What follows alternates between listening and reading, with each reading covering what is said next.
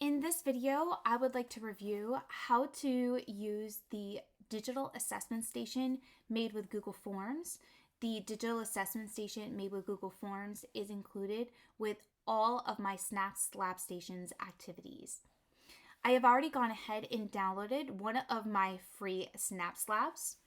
The standard download location for both Windows and Mac computers is the download folder.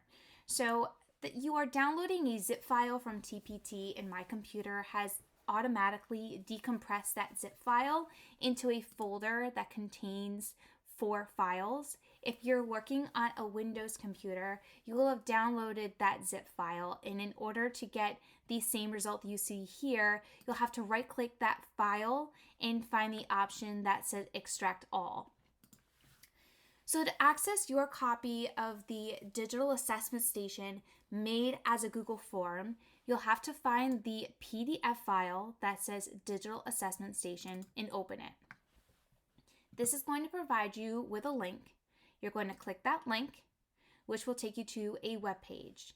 You're then going to click the blue button, which is going to force make a copy of that Google form to your Google Drive.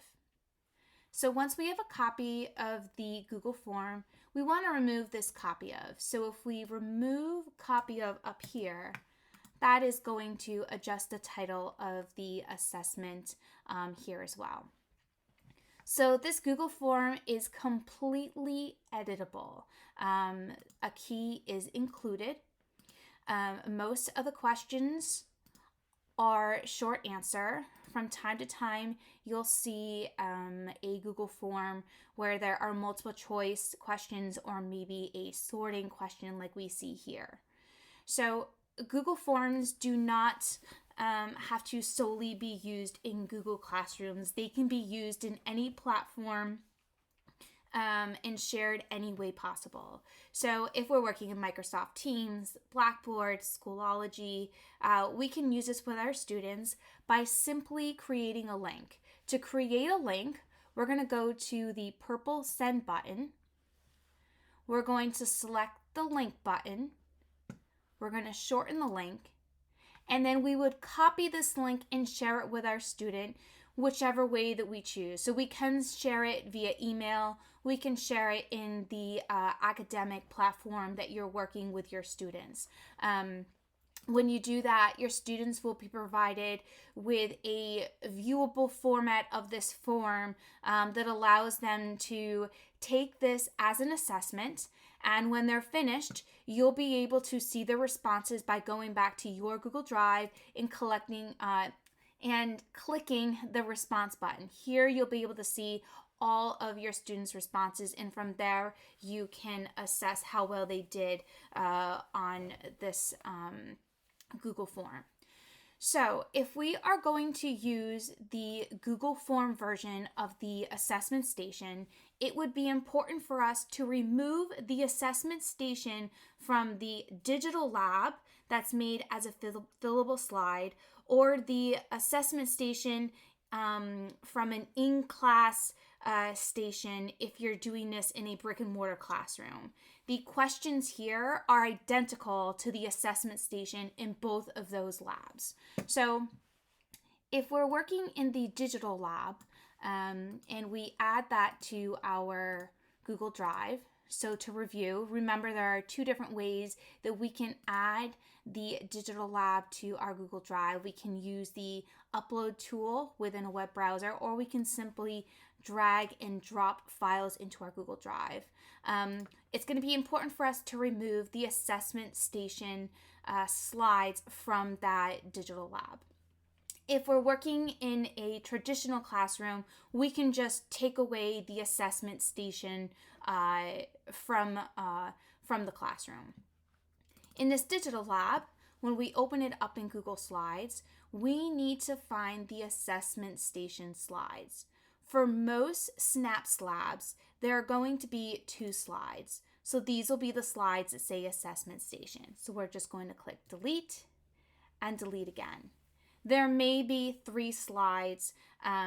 It depends on if graphics are being used for questions.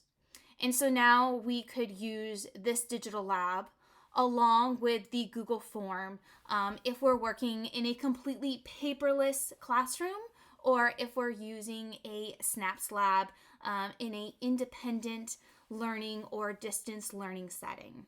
So the other thing about the Google form assessment, whether you're working in a paper-free classroom or you're working in a traditional classroom, using the Google form does make the assessment station a little bit more formal.